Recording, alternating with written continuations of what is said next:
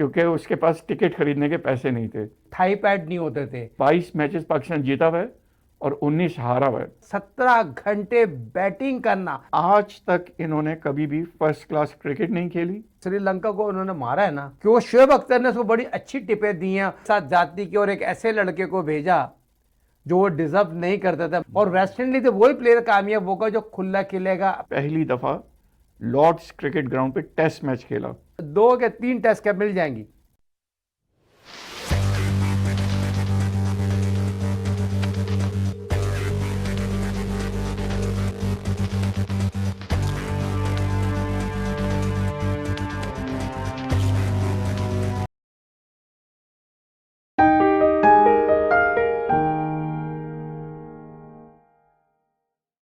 अस्सलाम वालेकुम रहमतुल्लाहि व बरकातुहू। आपकी खिदमत में इंटरनेशनल आर्ट सोसाइटी की जानिब से क्रिकेट विकेट के साथ हाजिर हैं। हमारे sponsor helping hand for relief and development की तरफ से भी आप सबको बहुत बहुत सलाम।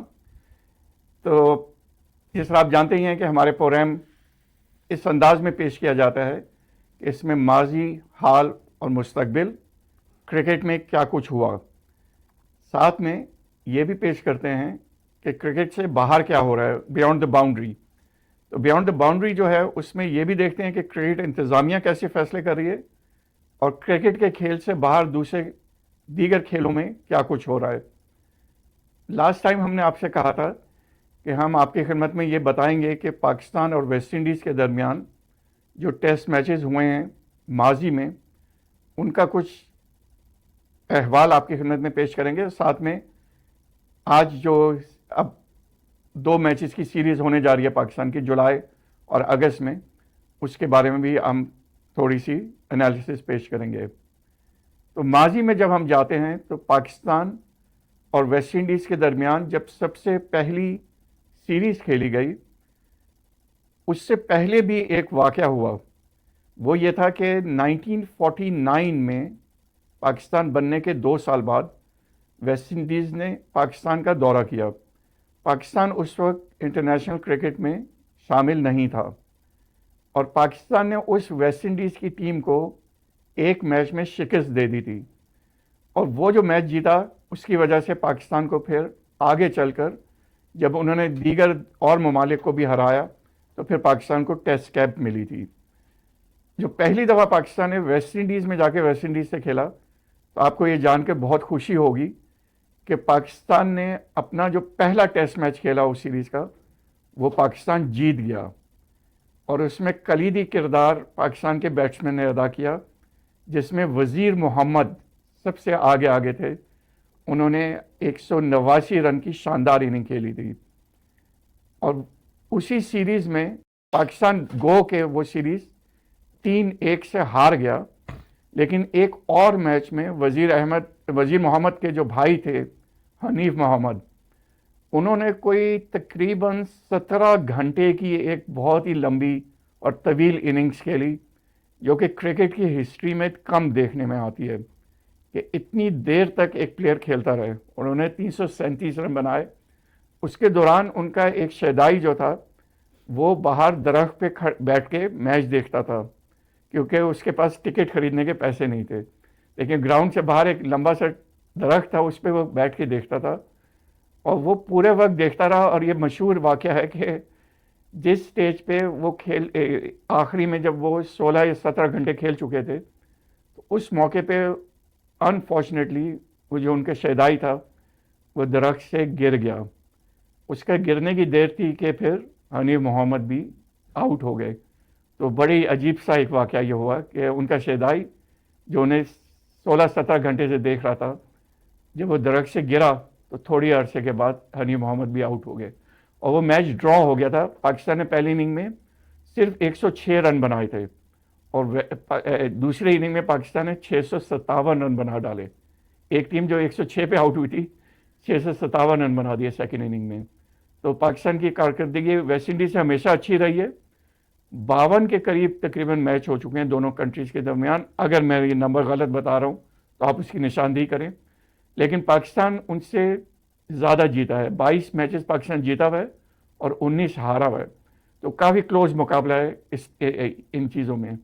और जो आखिरी मैच पाकिस्तान ने वेस्ट इंडीज से खेला था उसमें पाकिस्तान को शिकस्त हो गई थी। तो पहला मैच जीता था, आखिरी मैच हारा हुआ है। तो आए साजिद भाई से पूछते हैं कि अब जो सीरीज़ होने जा रही है उसमें 2 मैचेस हैं, तो क्या ये 1-1 रहेगी हमेशा की तरह? बल्कि ये भी कहा गया कि 1999 के बाद पाकिस्तान जो है कभी भी उनसे सीरीज़ हारा नहीं है।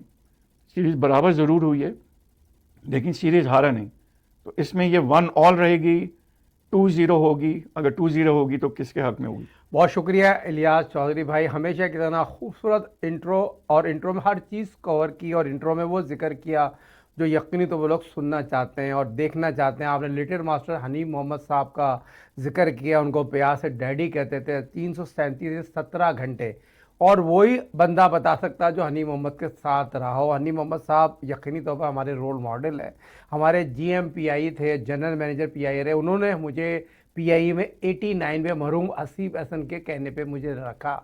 और हनीफ मोहम्मद साहब का आपने 337 रन का किस्सा बताया। जब मैं उनसे किस्सा सुनता तो थाई पैड नहीं होते थे, और ग्लव्स भी वो वाले ग्लव्स होते थे जो आपने देखा कपड़े के, वो नहीं आते कप वाले ग्लव्स, और यूं बने हुए ग्लव्स होते थे। और यकीनी तौर पर साइड स्क्रीन नहीं होती थी, साइड स्क्रीन, रियल बात बता रहा हूँ। और जो लंबे लंबे लंबे कद के फास्ट बॉलर को, छोटे थे कद का 5 फुट, उसका बंदा लिटिल मास्टर हनीफ मोहम्मद 17 घंटे बैटिंग करना।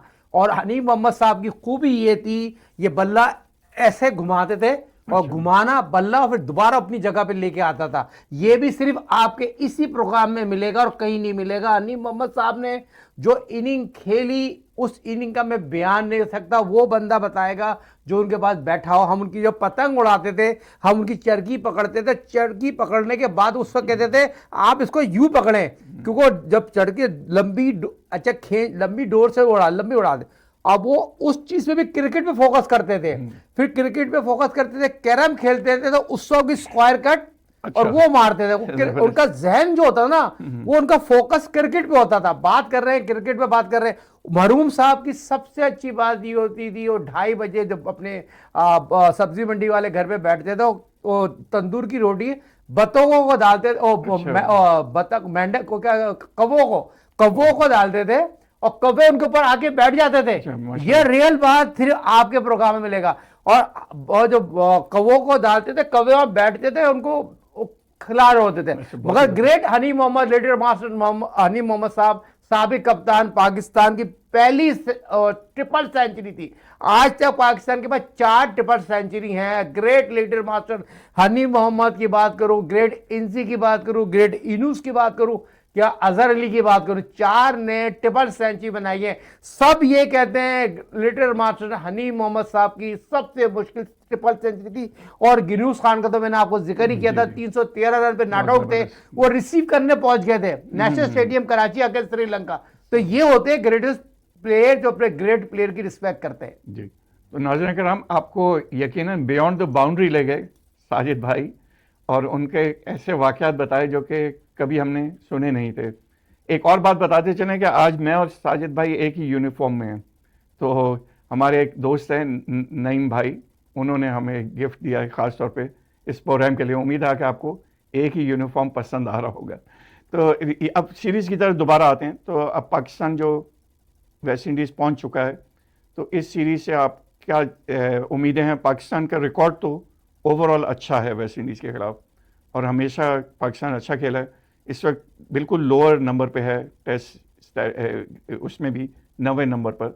तो आपको उम्मीद है कि अगर पाकिस्तान हो सकता है कि वेस्ट इंडीज़ से आगे निकल जाए पॉइंट्स के लिहाज से इस सीरीज़ के अख्ताम तक?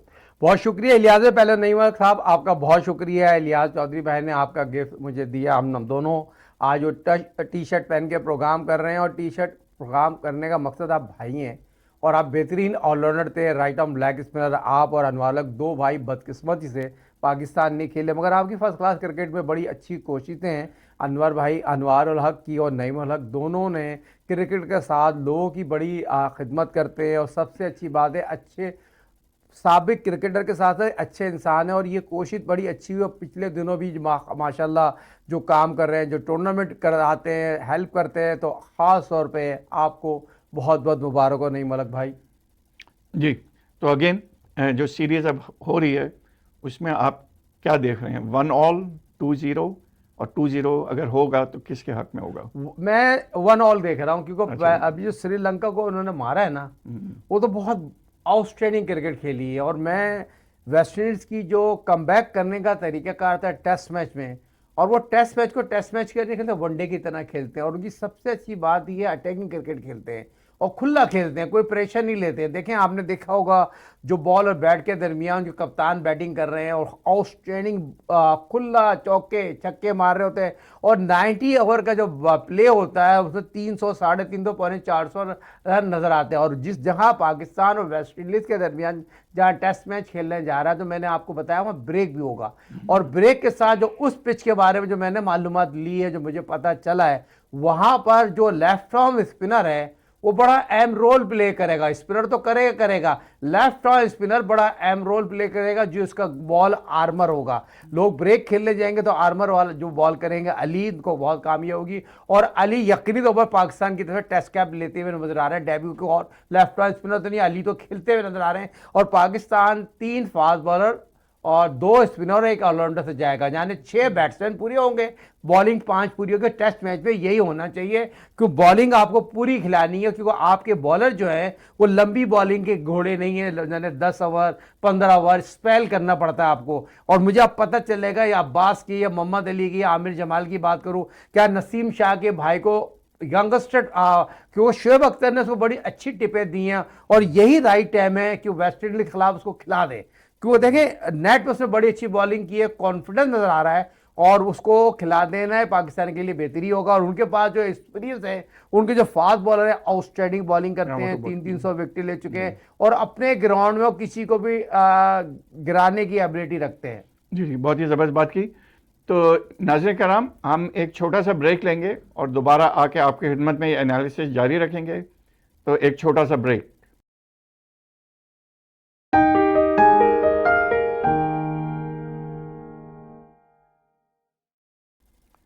Welcome back to cricket wicket. यह आपकी खिदमत में इंटरनेशनल आर्ट सोसाइटी की जानिब से पेश किया जाता है। उम्मीद है आप हमारे तमाम चैनल्स को लाइक कर रहे होंगे, उसको सब्सक्राइब कर रहे होंगे, अपने अहबाब से शेयर कर रहे होंगे, और हमें अपने कमेंट से ज़रूर नवाजेंगे। ब्रेक से पहले हम लेफ़्ट आर्म स्पिनर की बात कर रहे थे। तो वेस्ट इंडीज़ की अभी सीरीज़ हो रही है न्यूजीलैंड के साथ। उसमें एक बहुत ही हैरत अंगेज़ फ़ैसला किया वेस्ट इंडीज़ की टीम ने। एक प्लेयर है, उनका नाम है वाइटल लेविस। ये लेफ़्ट आर्म स्पिनर हैं जो कि चाइना मैन गुगली भी फेंकते हैं, और जैसा सुफियान मुकीम हैं पाकिस्तान में, फैसल अकरम हैं, एग्जैक्टली उसी अंदाज में बॉलिंग करते हैं। लेकिन इनकी हैरत अंगेज़ बात ये थी कि ये वेस्ट इंडीज़ की तरफ से अंडर 19 क्रिकेट तो खेले हैं, लेकिन आज तक इन्होंने कभी भी फर्स्ट क्लास क्रिकेट नहीं खेली, ना ही लिस्ट ए के मैचेस खेले, और किसी भी किस्म की प्रोफेशनल लीग्स या कहीं भी नहीं खेले थे, लेकिन सिर्फ अंडर 19 खेले थे। तो इनको इनकी कारकर्दगी जो अंडर 19 में थी, और जो चीज़ टैलेंट उनके अंदर नज़र आया, उसकी वजह से वेस्ट इंडीज़ ने इनको पहला वनडे मैच खिला दिया, जिसमें इन्होंने 3 खिलाड़ी आउट कर दिए न्यूजीलैंड के, और बहुत ही ख़तरनाक बॉलिंग की। थोड़ा सा कंट्रोल कम है क्योंकि अभी एक्सपीरियंस नहीं है, लेकिन जैसे ही उन्होंने थोड़े ओवर्स के बाद कंट्रोल हासिल किया, तो न्यूजीलैंड के टॉप के बैट्समैन जो थे बहुत ही परेशान थे। उनको पता नहीं चलता था कि कौन सी बॉल अंदर आ जाएगी, कौन सी बाहर जाएगी, और वो 3 विकेटें ले गए और मैच जितवा गए अपनी टीम को। तो इस तरह के भी फैसले हो रहे हैं वेस्ट इंडीज़ में। साजिद भाई, तो आपने लेफ़्ट आर्म स्पिनर की अहमियत का जिक्र किया था। पिछली जो सीरीज़ हुई थी, जिसमें बाबर की पहली सीरीज़ थी, उसमें भी मोहम्मद नवाज़ को कैप मिली थी, और इस दफ़ा आपने कहा कि अली को कैप मिलने जा रही है। लेकिन आपने माजी में देखा होगा कि एक ज़माने में तौसीफ़ आए थे, खेलना इलियास खान साहब को था, लेकिन तौसीफ़ खेल गए थे, और तौसीफ़ एक नातजर्बाकार बॉलर थे, आए और उन्होंने अच्छी कारकर्दगी दिखाई। लेकिन उनके साथ एक तजर्बाकार बॉलर इकबाल कासिम थे उस ज़माने में। आज की टीम में साजिद खान जो हैं ऑफ स्पिनर, वो तजर्बाकार हैं, और लेफ़्ट आर्म स्पिनर जो है वो अभी इंटरनेशनल क्रिकेट में इतना तजर्बाकार नहीं है। तो इनकी जोड़ी अगर बने तो आपके ख्याल में कैसी रहेगी ये जोड़ी? बहुत इंपॉर्टेंट सवाल किया। देखें, आप हमेशा मिस कर रहे हैं, आपका स्पिन कोच नहीं है। आप देखें दुनिया में जितनी भी टीमें होती हैं, और पाकिस्तान की टीम में स्पिनर कोच थे, और सकने मुश्ताक, ग्रेट सकने मुश्ताक थे, फिर अब्दुल रहमान ने काम किया, फिर बांग्लादेश जाके मुश्ताक ने काम किया। तो ये बहुत आपने बहुत वैलिड पॉइंट उठाया। पाकिस्तान की मैनेजमेंट ने बॉलिंग कोच तो बना के भेज दिया, हेड कोच सरफराज अहमद साहब है, मगर स्पिन कोच नहीं है। बहुत प्यारी बात की है। साजिद खान खुद अपनी जगह बनाने के लिए बड़ी मेहनत कर रहे हैं, वो क्या उसको बताएंगे, मैं तो ये समझ में नहीं आ रहा कि वो साजिद खान समझा नहीं सकते। साजिद खान अपने लिए कर सकते हैं, मगर ये बात आपकी बहुत इंपॉर्टेंट है। आप जो हमारे जो अली है, और ख़ासतौर पर अपने प्रोग्राम में आपने वेस्ट इंडीज़ के लेफ्ट आर्म स्पिनर का जिक्र किया।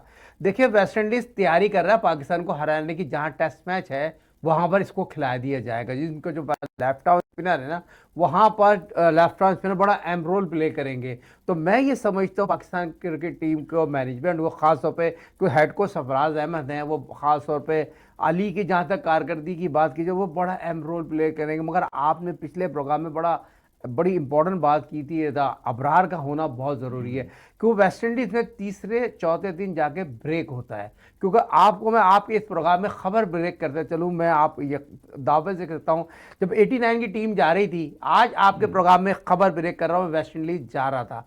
हमारे कप्तान थे इजाज फकीर। जब मैं कराची से खेलता था, मैं 3 सेंचुरी बनाई थी कासन ट्रॉफी में। एक साबिक चीफ सेलेक्टर साहब, नाम नहीं लूँगा, बेचारे बहुत हमारे बड़े हैं, उन्होंने मुझे मेरे साथ जाती की और एक ऐसे लड़के को भेजा जो वो डिज़र्व नहीं करता था। मगर यहाँ पर जब इजाज़ फकीर साहब ने वहाँ मुझे लाहौर बुलाया, जब मैंने नेट पे बैटिंग की, और बड़े फास्ट बॉलर का अल्लाह का शुक्र है मैं अच्छा खेलता था, मगर वहाँ पर हमारे चीफ सेलेक्टर साहब ने उसको भेज दिया जिसको नहीं भेजना। बहरहाल ये हमारी अपनी ज़ाती बात है, हमने क्रिकेट खेली है, खिलाई है, मगर दुख होता है जब ऐसी बातें होती हैं और अपनी इतनी आसानी से कैपें मिल जाती हैं जिसका मैं आपको बयान नहीं कर सकता। मगर आपने एक अब मिडिल ऑर्डर का जिक्र करते चले, आप पाकिस्तान की तरफ से क्या अवैस जफर की, हालांकि लिस्ट ये कि इतने मैच नहीं खेले हैं इलियास भाई, मगर वो टैलेंटेड प्लेयर है। अब टैलेंटेड प्लेयर, मसला ये होता है आपको टेस्ट मैच के साथ ओडीआई भी देखना है। आप उसको इसलिए देख रहे हैं कि वो टेस्ट मैच खेलेगा तो ओडीआई में आपको 2027 में एक ऐसा, क्यों सऊद शकील आपको नजर नहीं आ रहा मिडिल ऑर्डर में, और लोग तो ये बात कर रहे हैं, ये बात नहीं करना चाहिए। वो प्लेयर अच्छा है, उसको रखा है, और हेड कोच उसको सपोर्ट कर रहे हैं, हो सकता है उसको भी टेस्ट कैप मिल जाए। वो प्लेयर बहुत अच्छा है, हमें ऐसा प्लेयर चाहिए जो खुला खेले, और वेस्ट इंडीज वही प्लेयर कामयाब होगा जो खुला खेलेगा, प्रेशर में नहीं खेलेगा। तो ये हो सकता है 2 टेस्ट कैप, जैसे कि सरफराज की बड़ी अच्छी बात होती है, अब्दुल्ला फजल को उसने टेस्ट कैप दी, क्योंकि वहां टेस्ट कैप सरफराज ही दे सकता है, जो अपना दूसरा सीजन खेल रहा हो अपनी जिंदगी का, उसको टेस्ट कैप मिल जाए। लोग हमने जैसे कितने हजारों प्लेयर हैं जिन्होंने फर्स्ट क्लास क्रिकेट खेले, उसको टेस्ट कैप ही नहीं मिली हो, माजी अल मुस्तकबिल आप चले जाएं तो यही प्लेयर आपको मिलेंगे। मगर इस हेड कोच जो सरफराज अहमद साहब जो हेड कोच है, वो यंगस्टर को कॉन्फिडेंस देते हैं, कैप देते हैं। जैसे 2 मुझे पाकिस्तान से टेस्ट कैप मिलती हुई नजर आ रही है 2 सीरीज में, 2 के 3 टेस्ट कैप मिल जाएंगी जी। और मेरा भी यही ख्याल है कि अवैस जफ़र जो हैं, अगर कंप्यूटर सेलेक्ट करता तो वो ना होते, लेकिन इंसान की निगाह ने उन्हें सेलेक्ट किया है, मेरे भी यही ख्याल है। तो उम्मीद है कि अवैस जफ़र जो हैं उनका एक कैरियर अच्छा शुरू हो और वो पाकिस्तान के लिए ऐसे अंदाज में आगे जाके परफॉर्म करें। तो बाकी आपने अभी हाल ही में, अब न्यूजीलैंड से सीरीज़ हो रही है, पहला मैच जो है वेस्ट इंडीज़ बहुत आसानी से जीत गया, दूसरे मैच में वो हार गया, उनकी बैटिंग फेल हो गई वेस्ट इंडीज़ की, और ये वनडे मैचेस थे। तो उसकी वजह से पाकिस्तान को थोड़ी सी उम्मीद पैदा हुई है कि शायद हम भी परफॉर्म कर सकते हैं वेस्ट इंडीज़ में। तो देखते हैं अब कैसे होगी पाकिस्तान और उनकी सीरीज़। लेकिन साथ ही में हम इंडिया को मुबारकबाद देंगे कि उनकी ख़वातीन की टीम ने पहली दफ़ा लॉर्ड्स क्रिकेट ग्राउंड पे टेस्ट मैच खेला और वो जीत गए। और लॉर्ड्स क्रिकेट ग्राउंड पे अब उनके पास हर किस्म की ट्रॉफ़ी मौजूद है। वो T20 भी जीते हुए हैं वहाँ पे लॉर्ड्स के क्रिकेट ग्राउंड पे, ख़वातीन की टीम जीत गई, कपिल देव 1983 में जीते, और टेस्ट मैच जो हैं उनके विकेट कीपर जो थे, क्या नाम था जो best wicket keeper ever, Dhoni. तो ये चारों की क़यादत में ये लोग जीत चुके हैं।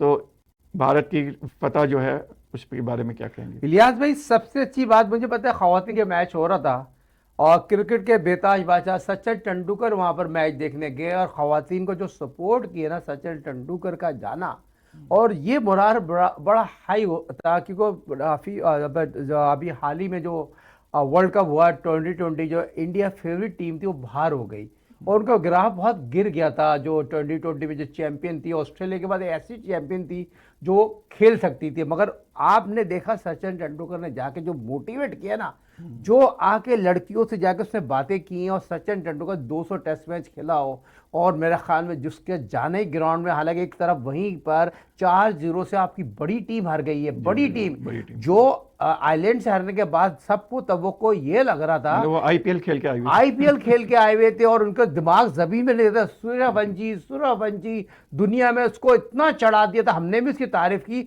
मगर जो रियल क्रिकेट में जो आया है, जो शॉर्ट सिलेक्शन थे ना और क्रिकेट में है ही नहीं, बगैर देखे बल्ला चला रहा था। मगर खवातीन की टीम को सचिन तेंदुलकर साहब ने जिस तरह सपोर्ट किया है, मैं यही बात कहता हूं, जो हमारे ग्रेटेस्ट प्लेयर हैं, जैसे मैं वसीम अकरम की बात करता हूं, उससे बड़ा प्लेयर तो नहीं है। मोइन खान ग्रेटेस्ट प्लेयर पाकिस्तान के, 2 वर्ल्ड कप खेले, दोनों को दोनों फाइनल खेले, 80 टेस्ट मैच खेले। ग्रेट यूनुस खान, इनकी खिदमत लेना चाहिए। जब ये ग्राउंड में जाके समझाते हैं, आपको याद होगा जब सरफराज अहमद अंडर 19 का हेड कोच बने थे, मेंटोर बने थे, उन्होंने अपने ग्रेटेस्ट प्लेयर को बनाया था, जिसमें मोइन खान, शाहिद आफरीन नेशनल स्टेडियम कराची में गए तो खिलाड़ी को मोटिवेट, एशिया कप जीता अंडर 19 का, पाकिस्तान इंडिया को हराया, फिर वर्ल्ड कप में बदकिस्मती मैच हार गया। तो मेरी ये as a cricket as a coach ख्वाहिश होती है, जो ग्रेट प्लेयरों के साथ में रहा हूं, जिनके मैं नाम ले रहा हूं, उनके साथ में रहा हूं, और 2 के साथ तो मैंने रूम शेयर किया, मोइन खान और वसीम अकरम, मगर ये जो समझाएंगे ना, उनको समझाने खिलाड़ियों को बहुत ज़्यादा मोटिवेट होता है और कॉन्फिडेंस आता है। जी, आज के प्रोग्राम का एक आखिरी सवाल करेंगे और फिर दोबारा अगले प्रोग्राम में इन तमाम चीज़ों का जायज़ा मज़ीद पेश करेंगे। लेकिन एक आपने जिक्र किया था लास्ट प्रोग्राम में, मेरे ख्याल में लास्ट या उससे पिछले प्रोग्राम में आपने जिक्र किया था कि आपको शाहीन आफरीदी इंग्लिस्तान में टेस्ट मैच खेलते हुए नज़र आ रहे हैं। तो उनको हाल ही में क्रिकेट बोर्ड ने एनओसी दिया है कि वो कैंडी की टीम है श्रीलंका, उसको लंका लीग कहते हैं, वहाँ की जो आईपीएल है या पीएसएल है, तो वहाँ की जो T20 की है उसमें एनओसी दिया है, और शाहीन आफरीदी जब पाकिस्तान यहाँ पे खेल रहा होगा तो वो वहाँ खेल रहे होंगे। तो क्या वजह है कि उनको इतनी आसानी से एनओसी वो मिल गया, और जबकि वो वनडे मैच के कप्तान हैं, T20 में भेज दिया उन्हें? लियाज भाई, अब बड़े होस्ट हैं, बड़े होस्ट की निशानी होती है वो बातें निकालना चाह रहे हैं। एनओसी पे बड़ी बातें चल रही हैं, अमेरिका में लीक हो रही है, उस पर भी काफ़ी बातें आ रही हैं, एनओसी के हवाले से बात की जा रही है काफ़ी। मैं उन लोगों को बात कहना चाह रहा हूँ, देखिए एनओसी बहुत इंपॉर्टेंट होती है। एनओसी के बगैर जो पाकिस्तान के प्लेयर होते हैं, जो सेंटर कॉन्ट्रैक्ट होते हैं, बगैर एनओसी लिए बगैर जा नहीं सकते, शिरकत नहीं कर सकते।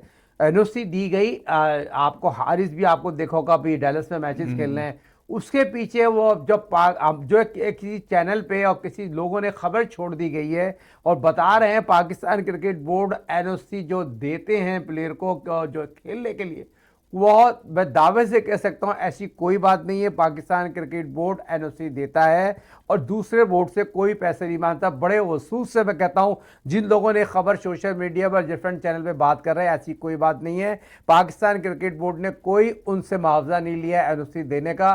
शाहीन शाह अफरीदी का जिक्र किया आपने, शाहीन शाह अफरीदी बड़ी खुशाइन बात है, काफ़ी दिन से कैंप कर रहे थे, उनको जाके उनका बहुत अच्छा कॉन्ट्रैक्ट हुआ है, और वहाँ भी वेस्ट इंडीज़ में लीग शुरू हो गई है, बहुत से प्लेयर जा रहे हैं। मगर इलियास भाई, पिछले प्रोग्राम में मैंने जिक्र किया था, अगस्त में पाकिस्तान कोई सीरीज ऑर्गेनाइज करना जा रहा है ओडीआई वर्ल्ड कप की तैयारी के लिए, और मैं समझता हूँ अगर अगस्त में वो हो जाती है पाकिस्तान में, तो लड़कों को एनओसी नहीं मिलेगी। अभी तो मिल गई, शाहीन शाह अफरीदी चले गए, हारिस चले गए, और बहुत से प्लेयर चले जाएंगे। बहुत से प्लेयरों को एनओसी का अभी भी मेरे ख्याल में मामला है, मगर शाहीन शाह अफरीदी का जाना इसलिए अच्छा है, वाइट बॉल में वो बहुत अच्छी कारकर्दगी दिखा रहे हैं, वाइट बॉल के कप्तान भी हैं ओडीआई 2027 का। मुझे वो पाकिस्तान को ज्वाइन करते हुए नजर आएंगे इंग्लैंड में, जो मेरे अपने मालूमात हैं, क्योंकि वो इतने बुरे बॉलर नहीं है, 300 विकेटें लिए हुए हैं। मगर अभी भी मैं कहता हूं शाहीन शाह अफरीदी को आपको टेस्ट मैच इंग्लैंड में खिलाना चाहिए। जी, तो नाज़रीन किराम, आज के प्रोग्राम में इतना ही काफ़ी। इंशाल्लाह अगले प्रोग्राम में हम ये भी जायज़ा पेश करेंगे कि इस वक्त भारत की टीम वनडे मैचेस खेल रही है इंग्लिस्तान में, तो उस भारत की कारकर्दगी कैसी है, और उन्होंने अभी से दिखा दिया है कि उनकी नज़र 2027 के वर्ल्ड कप पर है। जिस अंदाज में उन्होंने सिलेक्शंस किए हैं, और अगले प्रोग्राम में हम आपकी खिदमत में 3 खिलाड़ियों, जो पाकिस्तान के 3 खिलाड़ी हैं, उनके बारे में एक लतीफ़ा भी सुनाएंगे। लेकिन वो जो लतीफ़ा है उसमें हम माज़रत कर लेंगे उन खिलाड़ियों से कि वो लतीफ़ा एक्चुअली एग्जैक्टली वो नहीं है, लेकिन उम्मीद है कि वो लतीफ़ा आपको ज़रूर पसंद आएगा। तो अगले प्रोग्राम तक के लिए हमें क्रिकेट विकेट से इजाज़त दीजिए। अस्सलाम वालेकुम व रहमतुल्लाहि व बरकातहू।